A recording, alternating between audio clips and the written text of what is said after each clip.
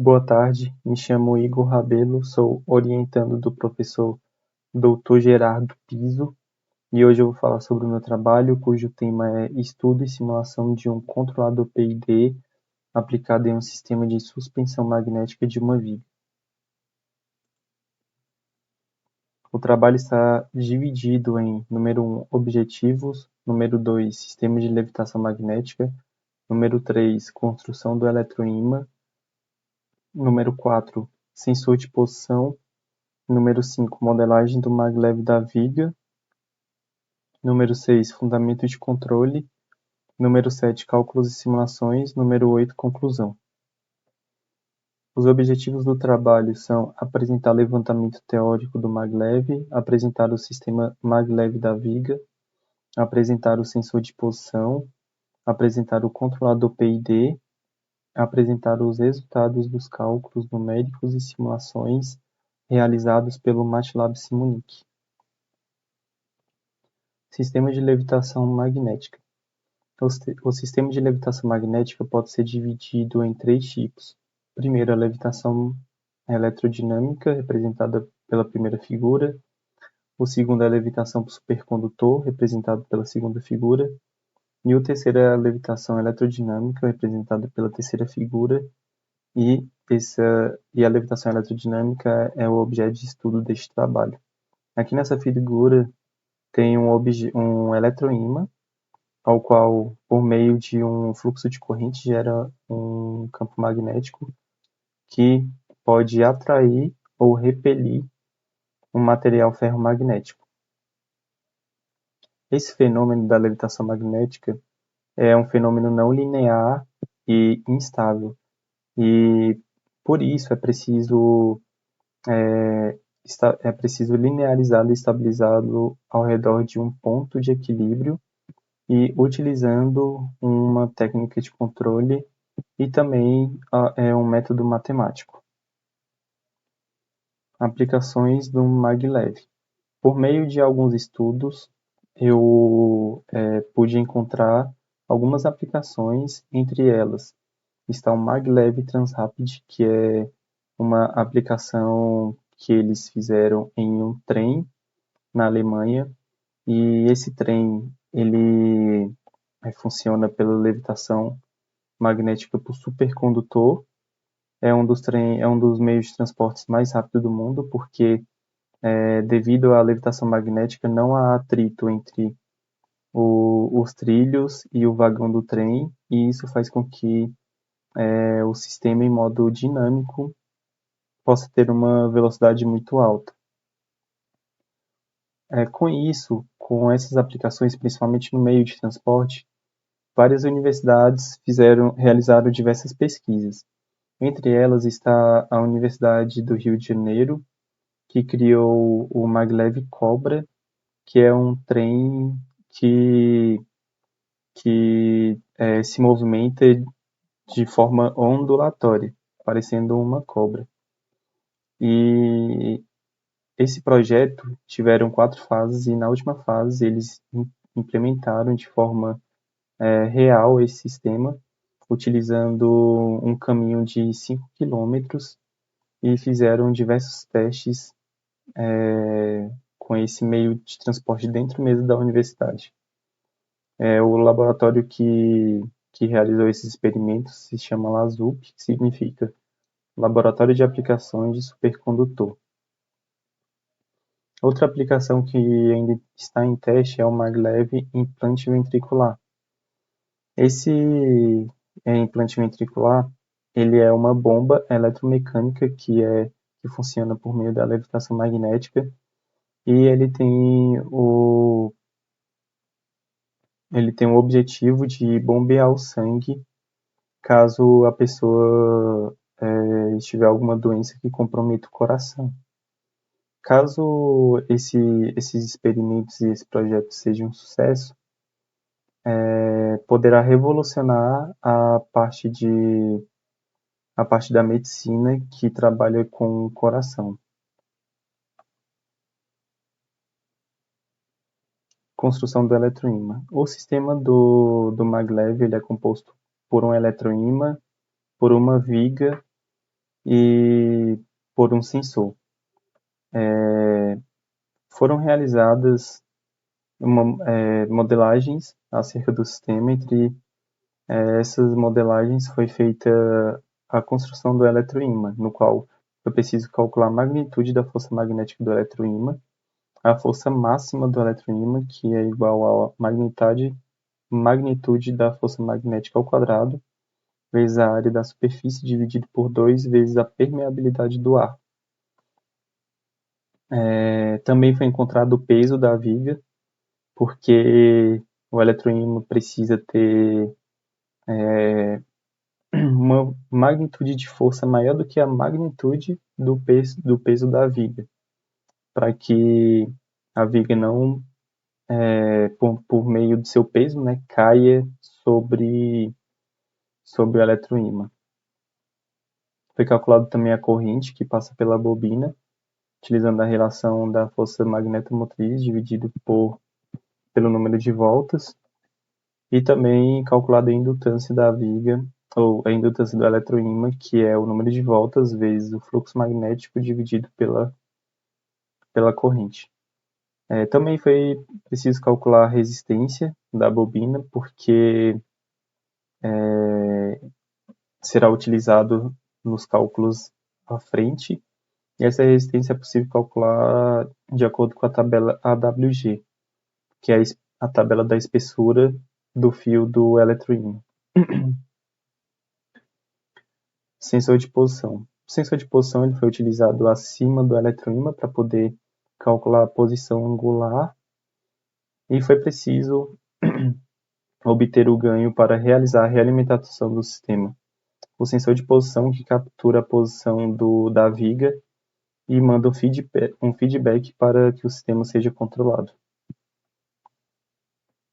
Aqui está a representação do sistema como um todo do maglev da viga, que é a representação da viga com um material ferromagnético aqui na extremidade, no caso é um ímã de neodímio. Aqui está um eletroímã, que tem um sensor de posição logo na extremidade para poder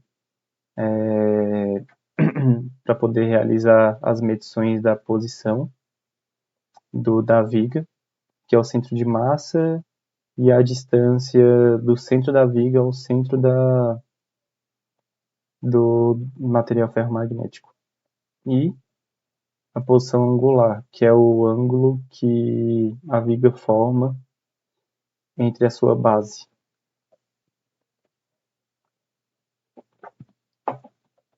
Como eu já havia dito, o sistema ele é não linear e é instável, por isso é preciso que seja estabilizado e linearizado ao redor de um ponto de equilíbrio, utilizando um controlador e método matemático.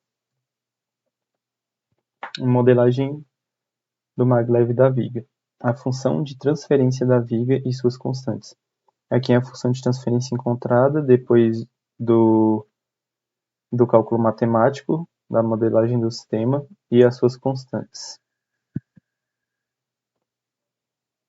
Fundamento de controle. Foi utilizado um controlador PID, que possui um ganho proporcional, um ganho integrativo e um ganho derivativo. Aqui está uma tabela com algumas informações a respeito desses ganhos.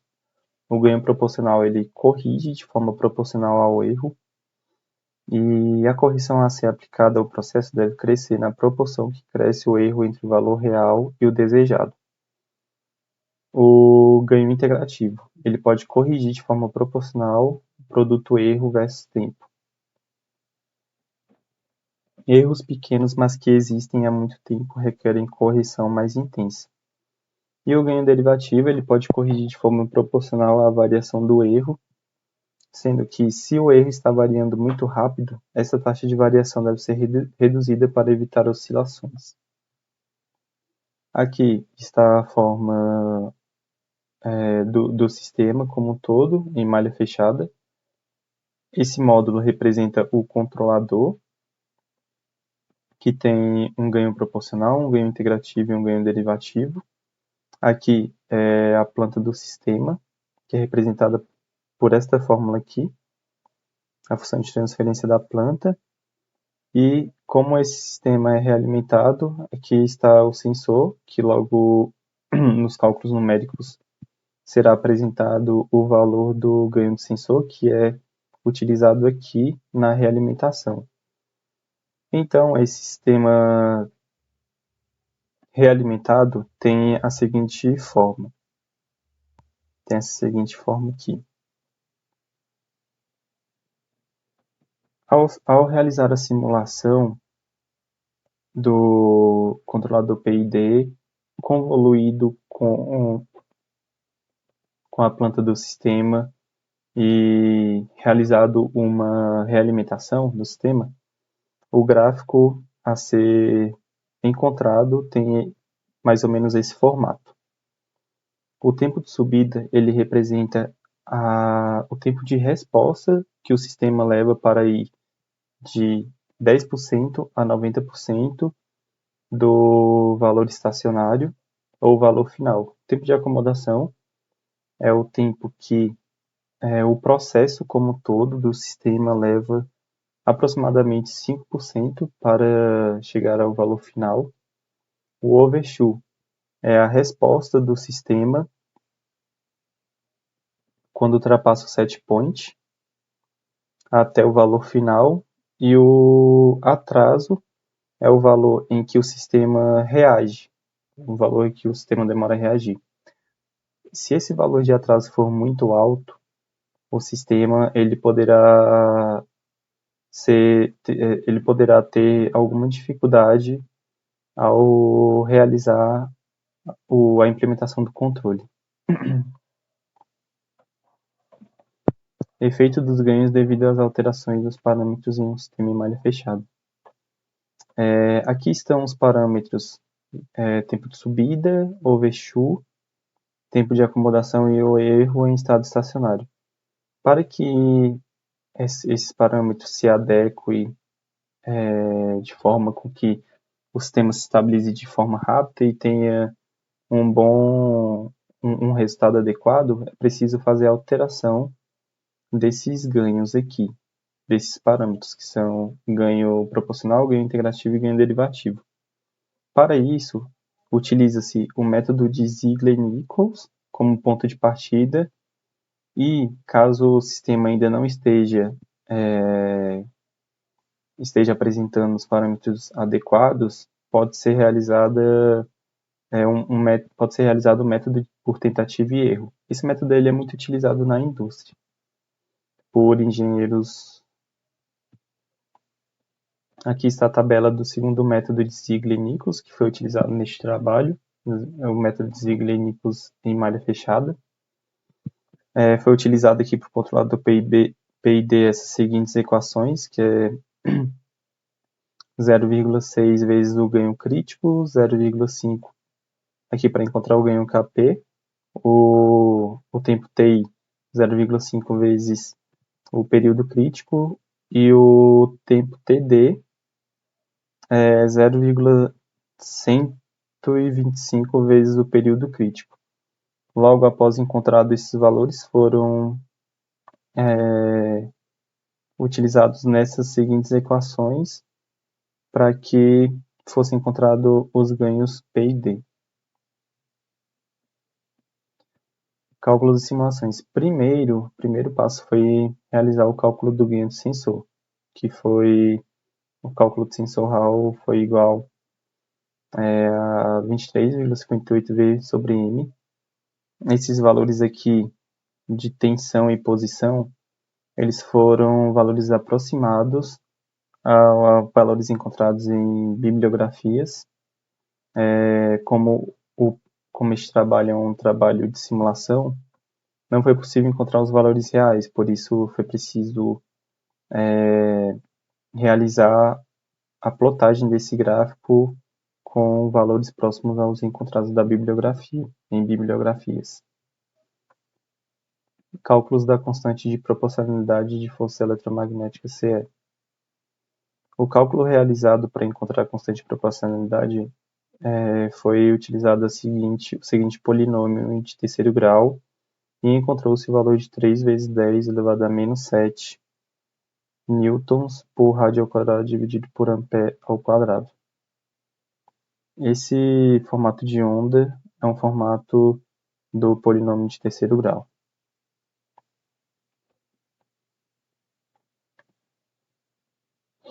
Parâmetros utilizados para realizar as simulações do sistema físico. Novamente, esses parâmetros aqui eles foram parâmetros semelhantes aos encontrados nos estudos bibliográficos, em artigos e dissertações de mestrados, e eu procurei utilizar valores próximos a valores reais para simular o sistema aproximando mais possivelmente de um sistema real. Método por tentativa e erro. Variando Kp para encontrar o valor de Kcr e Pcr. Para utilizar a primeira sintonia, utilizando a sintonia de Ziegler-Nichols, o primeiro ajuste, foi forçado no MATLAB, utilizando o método por tentativa e erro, o controlador P e D, zerando o modo de controle integrativo e derivativo e variando valores do modo proporcional. Foi encontrado o seguinte gráfico, o seguinte formato de onda, e essa tabela representa os valores de ganho crítico e período crítico encontrado e todos os ajustes. O valor de ganho crítico foi de 0,73 e período crítico de 0,96. Com esses valores foram encontrados os ganhos Kp, K e Kd do primeiro ajuste e logo em seguida os seguintes parâmetros: tempo de subida de 10,2 segundos, tempo de acomodação 19,3, erro em regime permanente de 1,44 e o MP nulo. Esses valores foram considerados bem altos e é notado que o sistema não estabilizou na posição desejada, tendo erro em regime permanente de 1,44%.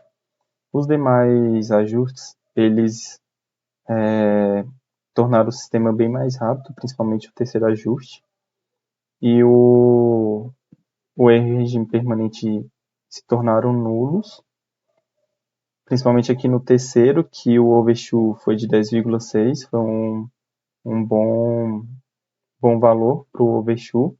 Não houve nenhum tipo de oscilação, porque os polos se tornaram todos reais, como mostra aqui nessa seguinte tabela.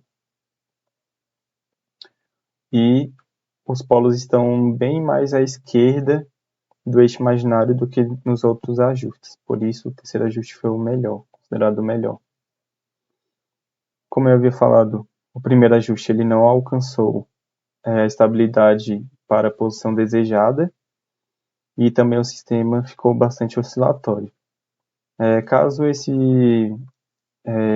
ajuste sendo implementado de forma real, pode ser que a viga fique bem oscilatória e não estabilize na posição desejada. Ele provavelmente vai estabilizar numa posição bem menor do que a desejada, ocorrendo algumas inconsistências. Aqui no segundo ajuste, houve essa oscilação aqui no início, porém logo estabilizou-se na posição desejada. E o terceiro ajuste, não houve nenhuma variação, o sistema logo estabilizou na posição desejada e o tempo de subida e de acomodação foram bem rápidos e o tempo aqui de atraso para todos foi de 1 segundo, porém, numa implementação de forma real, é preciso medir esse valor, que depende do microcontrolador que será usado. Com o terceiro ajuste, foi utilizado a discretização do sistema com tempo de amostragem de 0,02 segundos, e esse valor de tempo de amostragem foi utilizado para não perder nenhum tipo de informações do terceiro ajuste, e também para que encontrasse equações de diferenças para implementar em um algoritmo e assim implementar no controlador. Conclusão: o sistema ele estabilizou de acordo com os polos encontrados, por mais que o primeiro ajuste teve algumas oscilações, ele também estabilizou, o segundo também e o terceiro. Portanto, os 3 ajustes foram suficientes para estabilizar o sistema. O segundo e terceiro ajuste estabilizou-se na posição desejada, e o terceiro ajuste do controlador tornou o sistema mais rápido e com menos oscilações. Por isso, o terceiro ajuste foi discretizado para implementar em trabalhos futuros em um controlador em um sistema real. Trabalhos futuros: implementar o maglev de forma real, aplicar outros controladores no sistema físico, outros controladores como controlador de lógica fuzzy, controlador PD, controlador PI, controlador por atraso de fase, avanço de fase, atraso e avanço de fase, entre outros. E realizar um estudo termodinâmico da temperatura do eletroímã para evitar danos que comprometam a estrutura. É preciso realizar um estudo termodinâmico porque, devido à corrente, o eletroímã pode esquentar bastante e pode comprometer a estrutura. E com isso, os estudos ajudarão a evitar esse problema. E é isso, muito obrigado pela atenção de vocês. Tenham uma boa tarde.